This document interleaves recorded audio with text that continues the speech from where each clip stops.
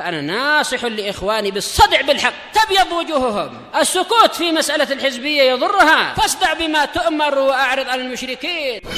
سلامي على دماج ورجالها والشيخ يحيى ودار العلم يا سعد بانيها. الحمد لله رب العالمين، والصلاة والسلام على المبعوث رحمة للعالمين وعلى آله وأصحابه ومن تبعهم بإحسان إلى يوم الدين. أما بعد، إخواني الكرام rahimani wa rahimakumullah. Pada pertemuan yang lalu kita mengambil beberapa riwayat yang dibawakan oleh Imam Muslim rahimahullahu ta'ala terkait hadis yang ke-19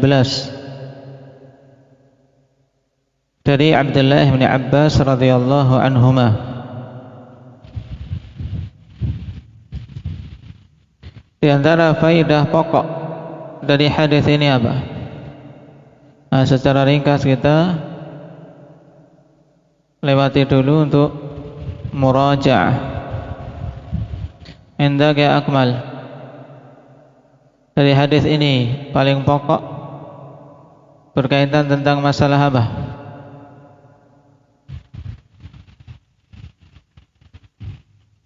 Taib, yaitu dakwah kepada la ilaha illallah. Perintah dari Nabi SAW untuk menjadikan dakwah ila tauhid itu sebagai perkara pertama kali yang didakwahkan. Nah, ini di antara hal terpenting dari hadis yang kita ambil. Yang kedua apa? Indak ya Isnan.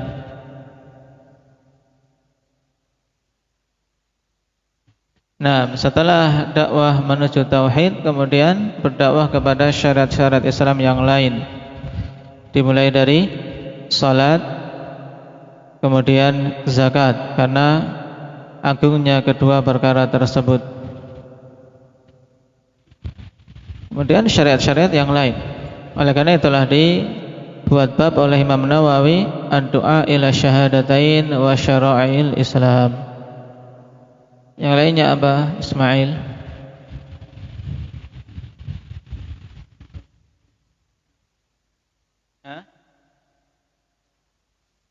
Nah, peringatan jangan sampai seorang itu menzalimi orang lain, walaupun dia apa?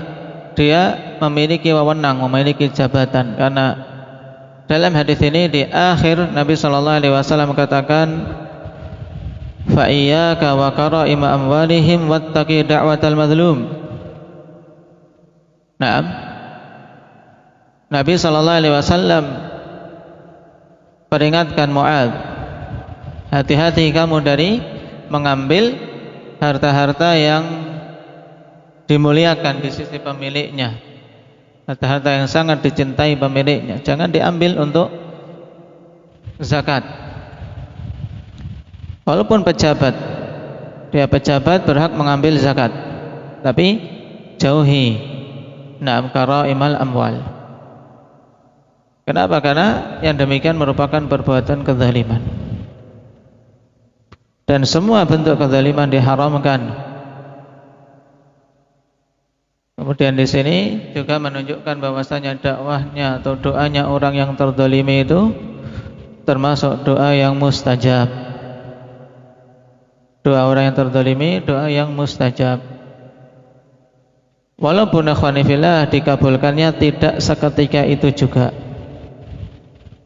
Nah, jadi jangan dikira bahwasanya mustajabud dakwah, dikabulkannya doa seseorang ikhwan itu ketika diberikan seketika itu, tidak.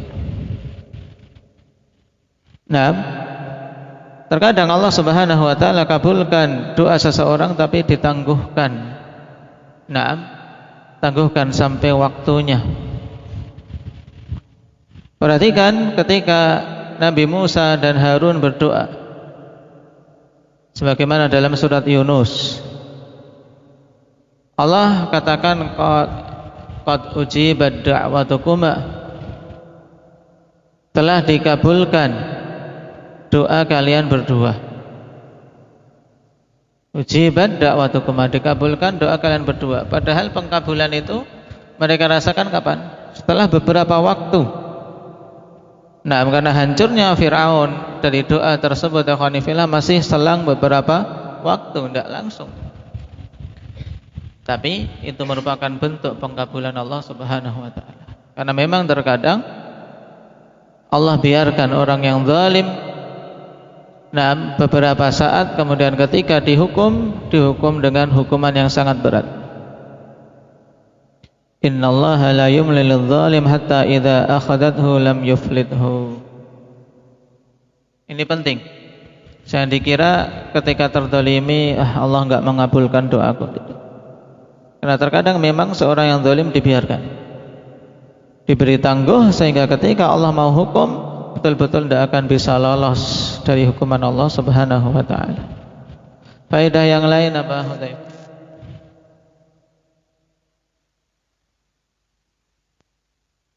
Bahwasanya zakat itu merupakan hak harta. Naam. Sehingga diambil dari harta. Walaupun pemiliknya itu bukan mukallaf, pemiliknya seorang yang belum balik atau orang yang gila, tapi kapan saja hartanya telah mencapai nisab dan haul, tetap diambil. Nah, faedah yang lainnya Pak Yusuf?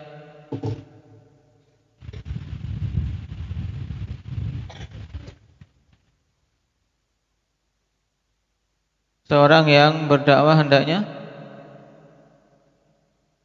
memenuhi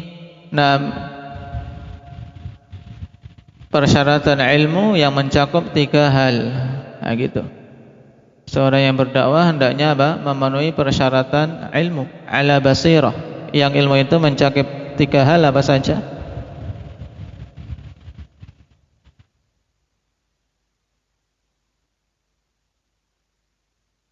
Naam, al-ilmu bima yad'u bihalil mad'u. Yang ketiga, bikaifiyatid dakwah. Dan yang dalam hadis ini Rasulullah sallallahu alaihi wasallam berikan bimbingan tentang ilmu keadaan orang yang didakwai. Yang lainnya?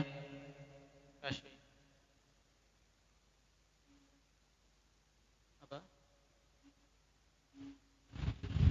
Nah, berarti awalul ilm, nah, yang wajib untuk dipelajari adalah ma'rifatullah. Ilmu yang pertama kali wajib diketahui ya ma'rifatullah. Nah, mentauhidkan Allah Subhanahu wa ta'ala. Yang lainnya Pak Alif?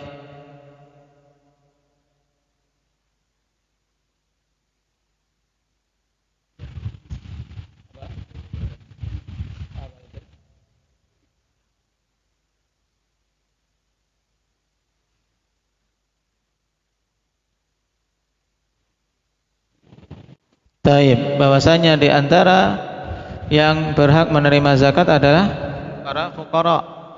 Yang jelas, faturaddu fi fuqaraihim.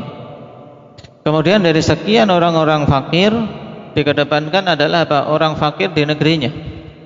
Jangan sampai di kanan kirinya orang fakir banyak kemudian dia kirim zakatnya ke negeri lain. Karena Nabi katakan faturaddu fi fuqaraihim. Nah, jadi dikedepankan untuk memberikan zakat kepada orang-orang fakir yang ada di daerahnya. Kalau memang mereka memenuhi syarat dan kita tahu harta itu digunakan pada kebaikan. Taib. Faedah yang lain apa Ukash?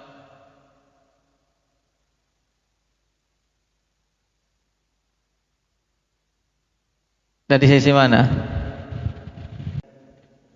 Taib, juga dipetik dari sini akhwan, bolehnya apa? Mencukupkan dalam memberikan zakat dengan 1 golongan saja. Karena yang berhak menerima zakat 8 golongan. Di sini Nabi cuma sebutkan 1, berarti boleh. Seandainya kita mau memberi zakat, ambil 1 golongan saja, diberikan semua kepada golongan itu boleh. faturaddu fi fuqaraihim. Yang lainnya apa? Fadlan.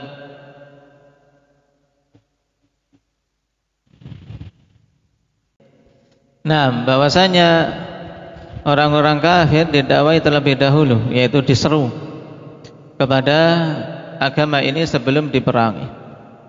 Taib. Ketika mereka tidak mau menerima, baru diperangi. Kenapa ikhwanifillah? Karena memang tujuan jihad adalah i'la'u kalimatillah, untuk meninggikan kalimat Allah, bukan untuk apa? Membuat keributan, membuat kerusakan di muka bumi, membunuh sembarangan, tidak, tapi untuk menyeru mereka kepada keselamatan.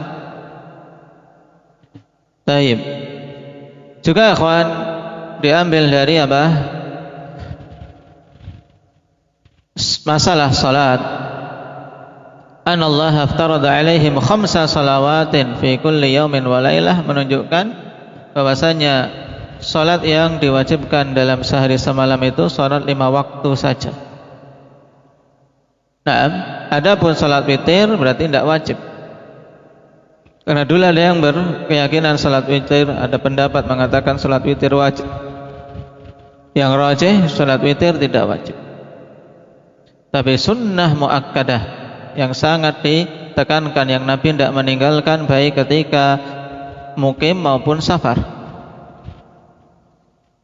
Juga perkataan Nabi fi kulli yaumin wa lailah menunjukkan bahwasanya di sana tidak menutup kemungkinan adanya salat-salat wajib yang tidak terulang sehari semalam, tapi terulangnya setahun sekali mungkin, atau ketika ada kebutuhan, ketika muncul sebabnya, yaitu seperti salatul kusuf, salat gerhana. Ini salat yang muncul karena sebab, yang tidak terulang sehari semalam, tidak terulang-ulang. Yang rajih salatul kusuf wajib.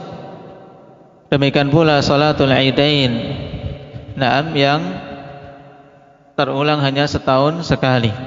Idul Fitri setahun sekali, Idul Adha setahun sekali. Yang rajih untuk salat aidain adalah wajib. Taib. Barakallahu fikum. Ini sebagian dari fawaid yang kita ambil pada pertemuan yang lalu. Sekarang sebelum kita masuk pada bab berikutnya, siapa yang menghafal 2 riwayat yang kita ambil, falyaqra.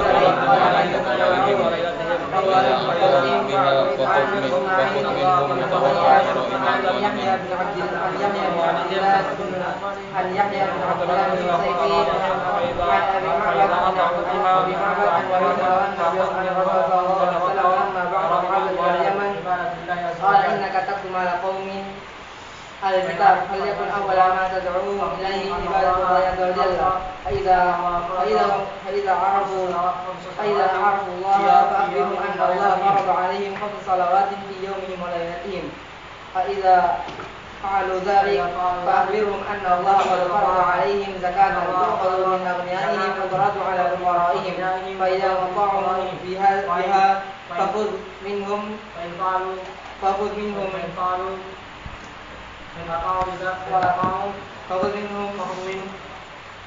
وتوقع كرائم أموالهم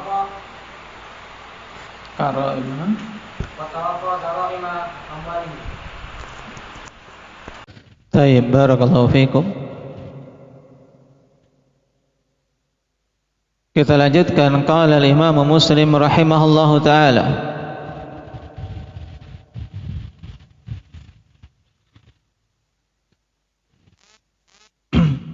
qala al-Imam an-Nawawi rahimahullahu taala, bab yuqatalun nas hatta yuwahhidullah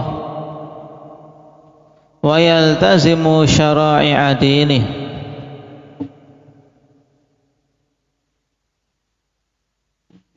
Setelah kita membaca bab sebelumnya, ikhwan, tentang dakwah ila tauhid wa syara'il Islam, pada bab setelahnya dikatakan oleh Imam Nawawi rahimahullahu taala, bab yuqatalun nas hatta yuwahhidu, bab yang menjelaskan bahwasanya manusia diperangi sampai mereka mentauhidkan Allah Subhanahu wa taala. Korelasi hubungan dengan bab sebelumnya jelas, bahwasanya ketika didakwai kok tidak mau, ya diperangi sampai mereka mau mentauhidkan Allah. Karena syirik adalah sebesar-besar kemungkaran di muka bumi, sehingga bagi siapapun yang mampu untuk menghilangkannya, wajib untuk menghilangkannya. Sehingga ketika kaum mukminin memiliki kekuatan untuk menghilangkan itu, maka wajib pada pemimpin kaum muslimin untuk memerangi siapapun yang melakukan kesyirikan. Kapan itu berhenti? Sampai mereka mentauhidkan Allah, wa yaltazimu syara'i'a dinih, dan mereka menetapi syariat-syariat agama Islam. Dan ini tujuan jihad, yaitu untuk meninggikan kalimat tauhid dan agar manusia mereka melaksanakan syariat agama Allah Subhanahu wa taala di muka bumi ini. Qala al-Imam Muslim rahimahullah, haddatsana Qutaibah bin Sa'id. Telah berkali-kali kita lewat dari seorang thiqah tsabt. Qala haddatsana Laits ibn Sa'd Al-Fahmi Al-Misri, juga seorang thiqatun thabtun. An Uqail, ini baru kita temui dalam riwayat ini, yaitu Uqail dengan bentuk tasghir. Naam, Uqail ibnu Khalid ibni Aqil. Jadi kalau dia itu Uqail dengan tasghir, kalau kakeknya Aqil.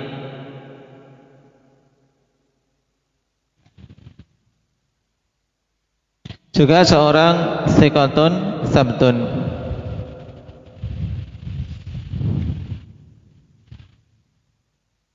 Ani Zuhri, imamun masyhur. Siapa nama Imam Zuhri? Indaka Ismail.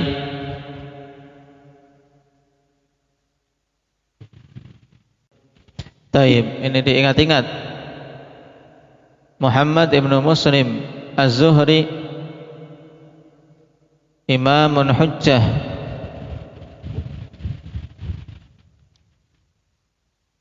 dan kalimat-kalimatnya khonifillah banyak dikenang karena syarat dengan hikmah.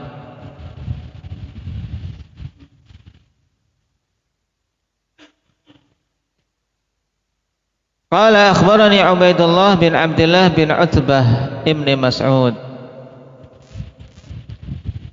telah mengkhabarkan kepada kami Ubaidullah bin Abdullah bin Utbah ibni Mas'ud. Naam, salah seorang dari fuqaha us-sab'ah. Naam, salah seorang dari apa? Fuqaha yang 7 di masanya. Naam, yaitu tabi'in, di masa tabi'in. Di antaranya adalah Ubaidullah bin Abdullah bin Utbah ibni Mas'ud. An Abi Hurairah radhiyallahu anhu, dari Abi Hurairah radhiyallahu anhu, Siapa yang rajih tentang nama Abi Hurairah? Indak ya Syabib. Terjadi khilaf yang sangat kuat tentang nama Abu Hurairah, sampai 80-an pendapat.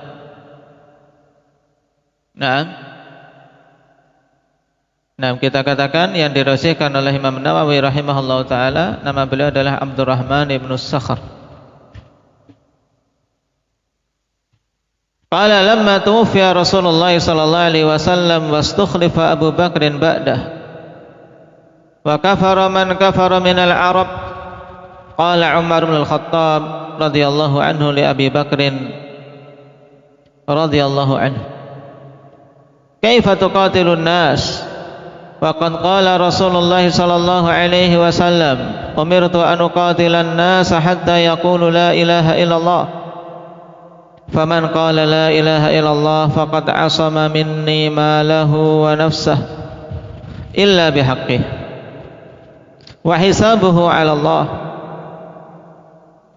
Qala Abu Bakrin wallahi la uqatilanna man farraqa baina as-salati waz-zakah fa inna az-zakata haqqul mal.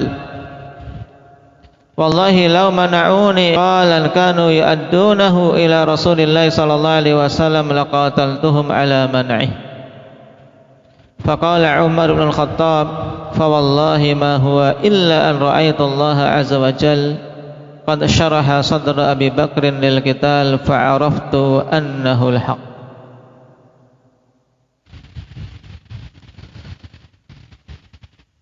Hadis yang agung ikhwani fillah yang Abu Hurairah radhiyallahu anhu di sini kisahkan ketika Rasulullah sallallahu alaihi wasallam wafat. Wafatnya Rasulullah sallallahu alaihi wasallam kapan? Indak ya Zakaria. Zakaria Al-Kabir. Rasulullah sallallahu alaihi wasallam wafat kapan? Pada bulan Rabiul Awal di tahun ke-11 Hijriyah. Naam. Setelah pulang dari Haji Wada di bulan Dzulhijjah tahun 10 Hijriyah, beliau menunaikan haji tersebut. Kemudian pulang, tidak sampai genap setengah tahun beliau wafat. Nah, kemudian Abu Bakar diangkat menjadi khalifah, wastukhlifa Abu Bakrin ba'dah. Kemudian Abu Bakar diangkat menjadi khalifah setelah Rasulullah sallallahu alaihi wasallam. Dan telah kita lewati pada pelajaran Aqidah At-Tahawiyah tentang diangkatnya Abu Bakar menjadi khalifah, landasannya apa? Apakah beliau diangkat karena permusyawaratan para sahabat atau dengan yang lainnya? Indak ya Ilhan.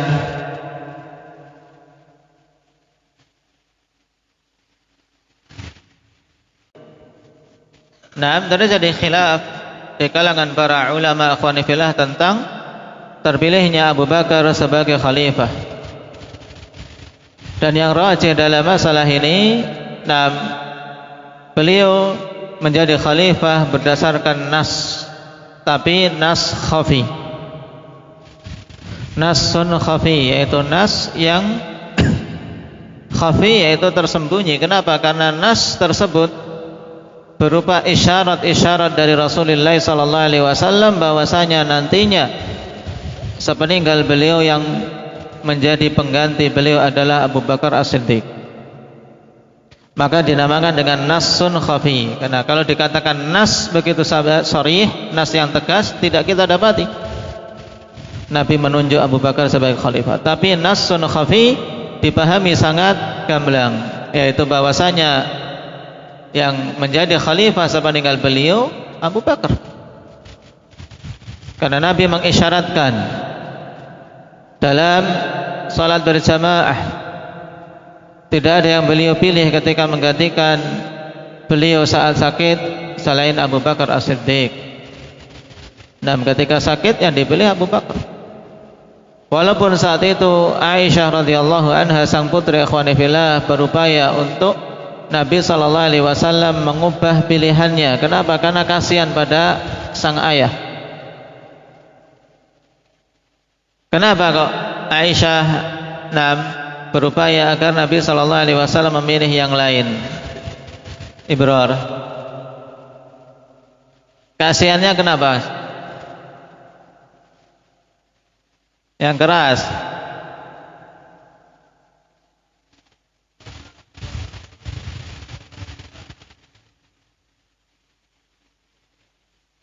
Taib. Naam. Kenapa Aisyah kasihan pada sang ayah? Jangan sampai manusia taib mencela sang ayah. Kenapa? Karena Abu Bakar ini kalau membaca Al-Quran tidak mampu menahan tangisnya. Taib, tidak mampu menahan tangisnya. Bukan karena Aisyah tidak ingin ayahnya mendapatkan kemuliaan, tidak, tapi ingin menjaga nama baik orang tua. Dalam artian jangan sampai ketika beliau berada di depan malah akhirnya manusia mencela Abu Bakar, ini imam kok tidak bisa, suaranya tidak kedengaran karena tangisan dan seterusnya. Dan ini perlu kita contoh, ikhwani fillah. Hendaknya kita semua berupaya untuk menjaga syum'ah, yaitu menjaga kehormatan orang tua kita, baik yang masih hidup maupun yang meninggal.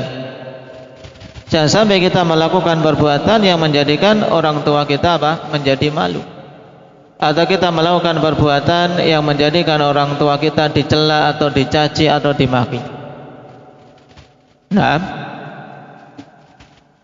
Tapi Nabi SAW tetap memilih Abu Bakar karena memang beliau yang berhak.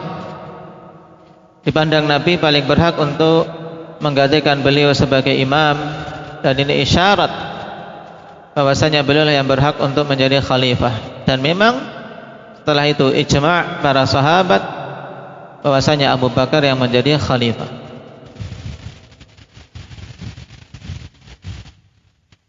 Dan berkaitan dengan Abu Bakar As-Siddiq radhiyallahu anhu, ikhwani fillah,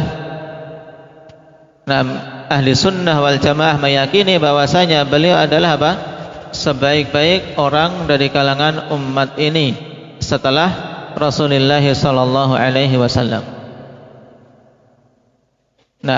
Khairu hadhil ummah ba'da nabiyha. Siapa? Abu Bakar. Sebaik-baik orang dari kalangan umat ini setelah nabinya, yaitu Abu Bakar As-Siddiq radhiyallahu anhu. Dan beliau adalah laki-laki yang paling dicintai oleh Rasulullah sallallahu alaihi wasallam, sebagaimana penegasan dari Nabi sallallahu alaihi wasallam sendiri. Karena itulah hendaknya kita ketika mengaku mencintai Rasulullah sallallahu alaihi wasallam, maka tentunya hendaknya mencintai orang-orang yang dicintai oleh Rasulullah sallallahu alaihi wasallam. Siapa nama Abu Bakar As-Siddiq? Indak Abdullah ibnu Uthman. Taib, Abdullah ibnu Uthman. Dan beliau bertemu dengan nasab Nabi sallallahu alaihi wasallam, ikhwani fillah, pada Murrah bin Ka'ab bin Lu'ay. Jadi bertemu pada Murrah, seorang Quraisy yang juga memiliki keutamaan di kalangan kaumnya. Sebelum Nabi SAW diangkat menjadi Rasul, beliau sudah menjadi sahabat karib Nabi kita Muhammad SAW. Dan dikenal di kalangan kaumnya ikhwan dengan kebagusan sifat. Bagus dalam muamalah. sehingga saat itu juga dipercaya di kalangan kaumnya.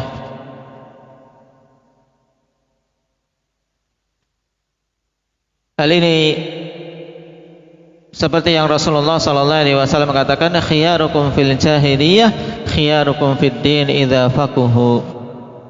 Orang pilihan di antara kalian di masa jahiliyah adalah orang pilihan di saat datangnya Islam ini, tatkala dia memiliki ilmu.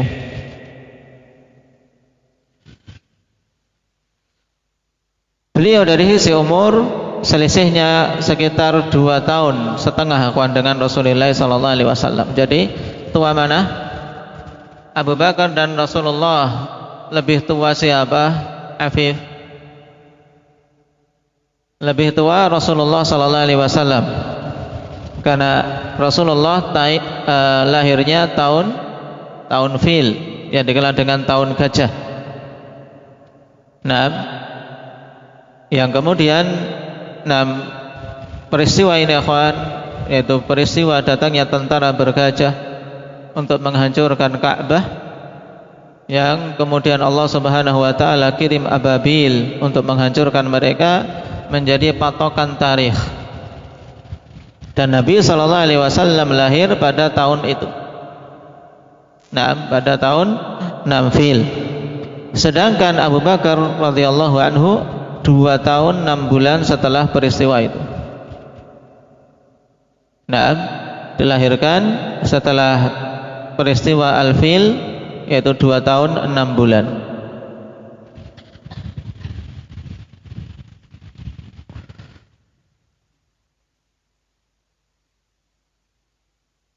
Dan Abu Bakar radhiyallahu anhu akhwan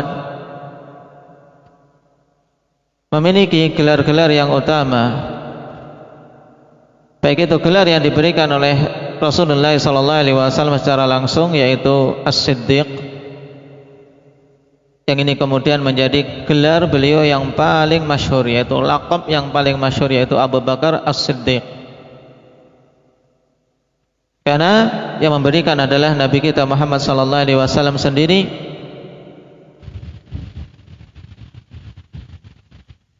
Selain itu ada laqab yang lain bagi Abu Bakar di kalangan kaumnya, sampai-sampai sebagiannya mengatakan itu adalah nama Abu Bakar,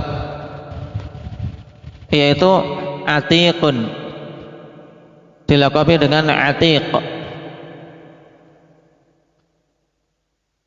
Dinamakan Atiq, sebagiannya mengatakan karena apa? Karena gantengnya beliau, sehingga dinamakan Atiq li'ataqati wajhi, ya, karena ganteng wajahnya.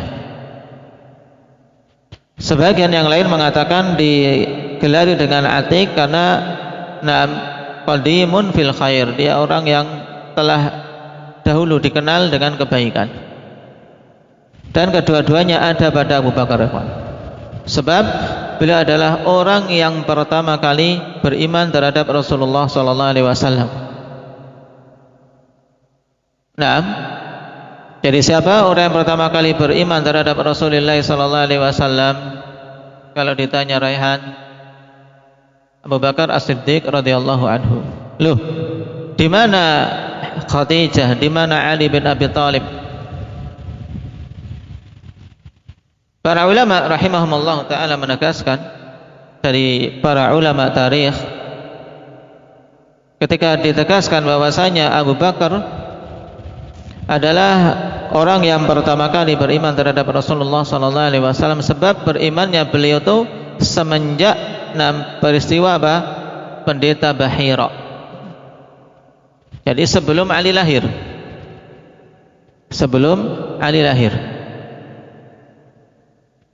ketika sudah ada tanda-tanda kenabian, beliau sudah beriman kepada Nabi SAW. Sebagaimana ditegaskan oleh Maimun ibnu Mihran, laqad amana Abu Bakar bin Nabi SAW min zamani Bahira ar-rahib,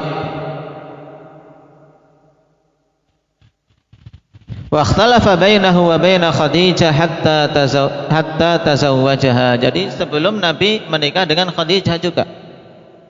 Makanya jelas beliau yang pertama kali beriman kepada Nabi sallallahu alaihi wasallam. Sebab Khadijah belum dinikahi Nabi, demikian pula Ali belum lahir.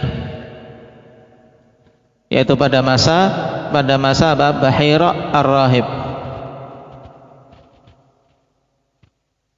Sebagaimana ditegaskan oleh Maimun Ibnu Mihran.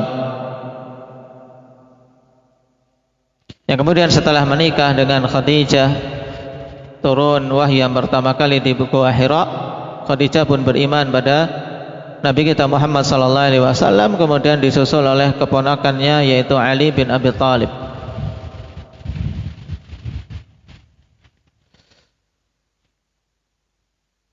Laqab yang ketiga, ikhwan, bagi Abu Bakar As-Siddiq radhiyallahu anhu, beliau dilakabi juga dengan Al-Awwah. Al-Awwah,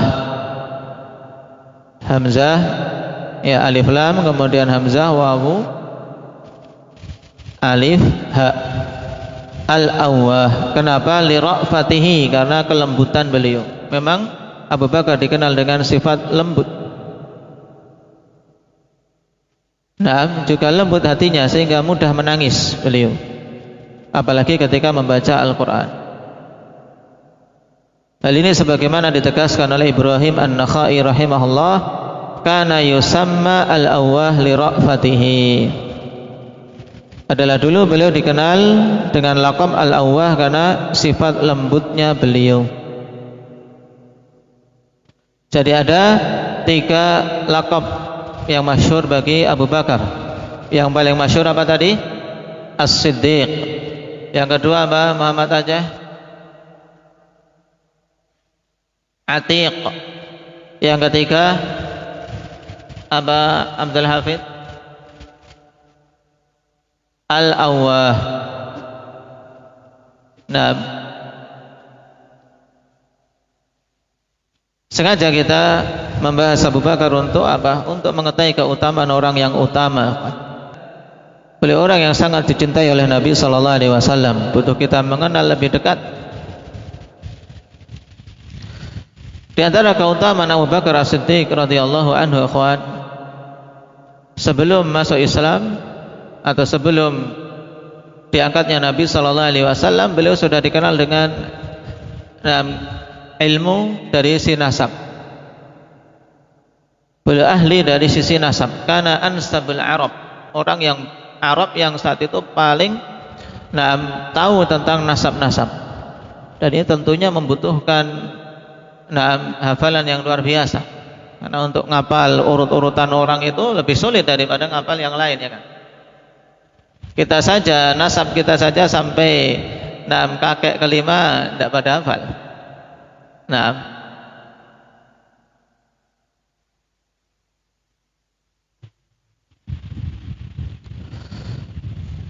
Dan juga di antara keutamaan beliau di awal-awal dakwah, beliau ikut serta mendakwahkan Islam ini, ikhwan, bersama Rasulullah sallallahu alaihi wasallam. Dan masuk Islam dengan sebab beliau tokoh-tokoh utama dalam Islam, sehingga pahala mereka pun Abu Bakar radhiyallahu anhu mendapatkan bagiannya. Karena masuk Islam dengan sebab Abu Bakar, ikhwan, 5 sahabat utama. Yang pertama Utsman bin Affan. Utsman masuk Islam dengan dakwah Abu Bakar. Kemudian Talhah bin Ubaidillah. Yang ketiga Az-Zubair bin Al-Awwam.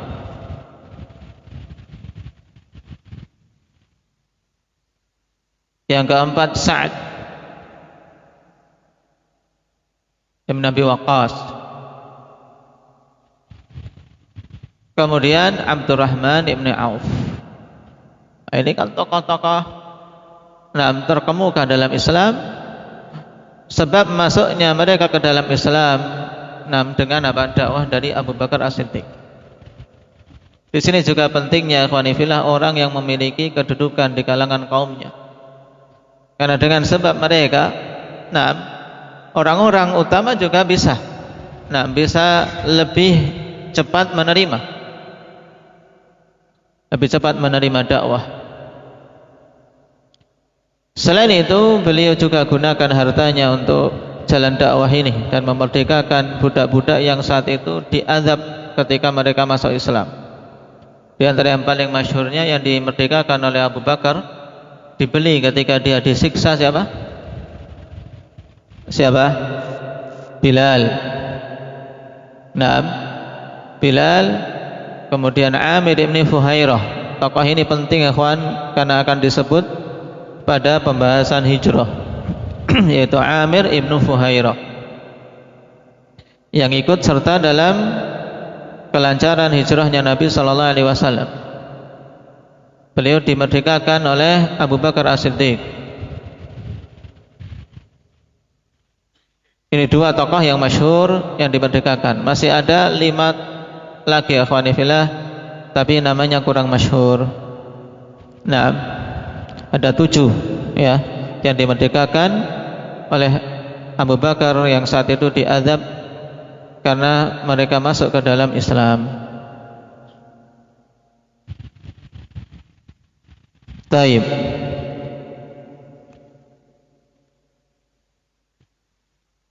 Nah,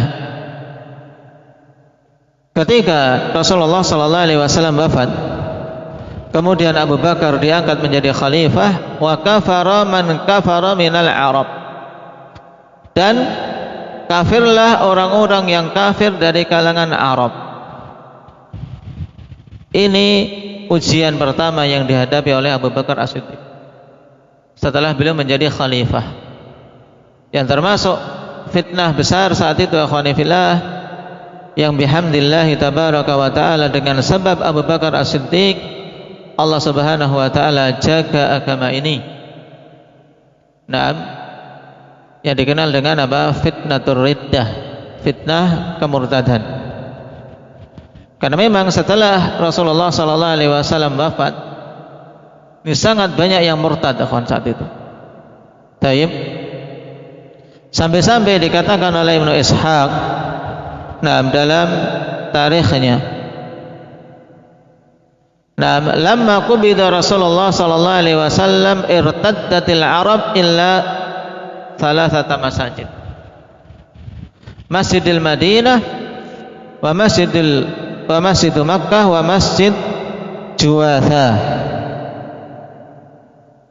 Tatkala Nabi sallallahu alaihi wasallam wafat, murtadlah orang-orang Arab kecuali jamaah 3 masjid,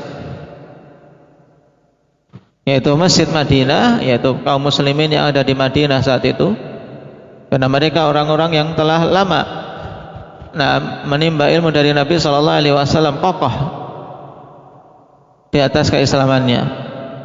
Wa Masjid Makkah, dan masjid di Makkah yaitu Masjidil Haram, dan yang ketiga Masjid Juwatha. Naam, yang ketika mereka kokoh di atas agama ini, sempat jamaah Masjid Juwatha ini dikepung. Nah, kemudian minta bantuan kepada Abu Bakar As-Siddiq radhiyallahu anhu. Ini menunjukkan akhwani fillah bahwasanya kemurtadan saat itu memang luar biasa. Naam. Taib.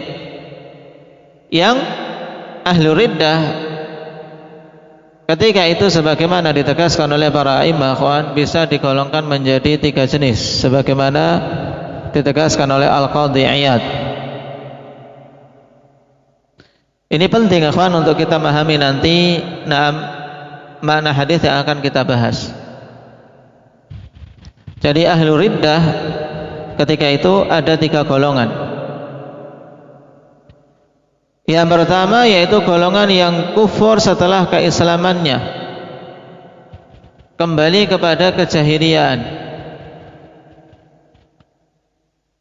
dan mengikuti orang-orang yang mengaku menjadi nabi saat itu seperti Musailamah Al-Kadzab, demikian pula Al-Aswad Al-Anasi. Mereka ini betul-betul murtad. Naam, meninggalkan Islam dan kembali kepada kejahiliaan. Ahlul Yamamah beriman kepada Musailamah Al-Kadzab, demikian pula golongan-golongan atau kabilah-kabilah dari tempat lain. Kemudian yang beriman kepada Al-Aswad Al-Anasi saat itu adalah Ahlu Sun'a, didukung oleh apa? Oleh kelompok-kelompok yang lain.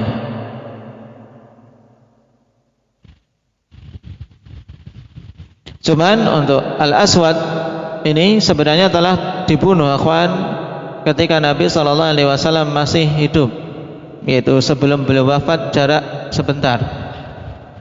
Cuman masih tersisa orang-orang yang beriman kepadanya. Inilah fitnah akhwan. Nah, padahal jelas Nabi SAW seorang Rasul, tapi ketika iman belum betul-betul kokoh, ada sedikit saja ujian dengan wafatnya Nabi, maka keimanan itu langsung goyah. Ini kelompok pertama. Kemudian kelompok kedua, yaitu golongan yang mereka masih mengakui Islam kecuali zakat. Mengaku Islam kecuali zakat saja. Mereka mengingkari wajibnya zakat. Dan ini juga masuk dalam deretan orang-orang yang murtad akhwan, karena mengingkari perkara yang telah jelas kewajibannya sebagai rukun dari rukun-rukun Islam. Cuma sebagiannya mentakwil, sebagiannya memang mengingkari kewajiban zakat setelah wafatnya Nabi SAW. Sebagian mentakwil, yaitu bahwasanya zakat itu hanya khusus untuk Nabi SAW berdasarkan dengan ayat khudh min amwalihim shadaqatan tutahhiruhum wa tuzakkihim biha wa shalli alaihim inna salataka sakanul lahum wallahu sami'un alim. Perintah wa shalli alaihim dikaitkan dengan perintah untuk membayar zakat, dan bersolawat itu khusus hanya untuk Rasulullah SAW. Jadi ahlul batil pun akhwan, terkadang mereka memiliki dalil, memiliki pegangan dari Al-Quran, tapi memahami dengan pemahaman yang salah. Maka jangan terkecoh dengan dengan banyaknya dalil yang diberikan kalau kalau pendalilannya tidak benar. Baik, karena dalil bisa bermanfaat ketika pendalilannya tepat.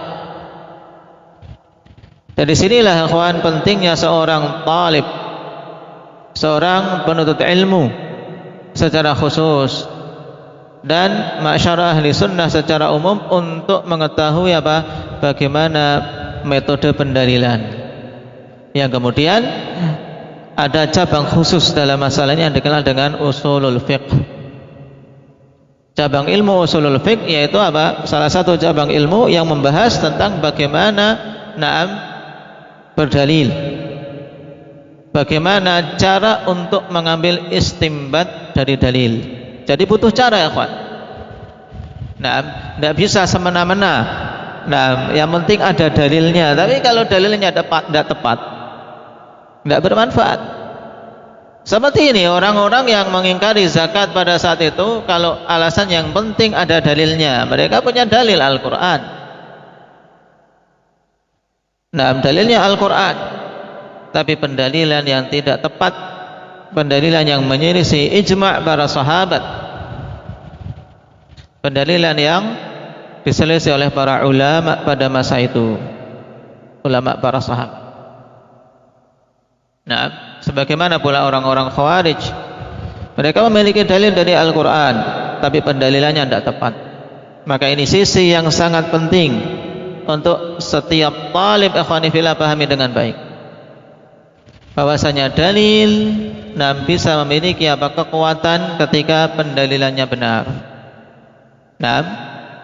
Berarti butuh seorang mengetahui dalil dan mengetahui bagaimana berdalil, yaitu bagaimana mengambil istimbat, bagaimana mengambil pendalilan dari suatu dalil yang dipaparkan. Karena itu dilatih, sehingga ketika kita mendapati suatu hadis atau suatu ayat dijadikan sebagai landasan pada suatu permasalahan, diingat sisi pendalilannya mana, itu harus Harus diperhatikan. Nah, sisi pendalilan dari ayat apa? Sisi pendalilan dari hadis bagaimana? Kemudian golongan yang ketiga, ikhwani fillah, yaitu golongan yang mereka masih mengakui wajibnya zakat.